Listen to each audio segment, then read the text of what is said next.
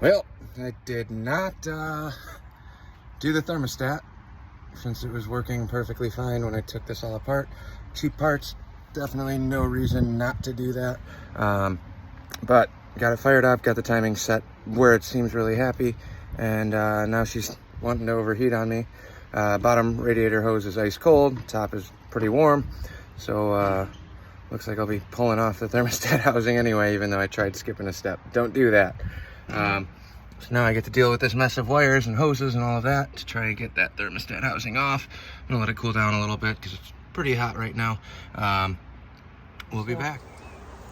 Super fun in a van. Everything's kind of tucked in there.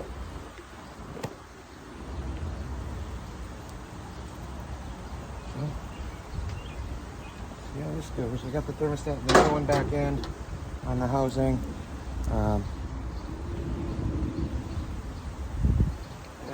See what happens. Hoping this works. I do think I might need to go run and grab a radiator hose too. Slight kink in the one that I had on here. I'm not a big fan of.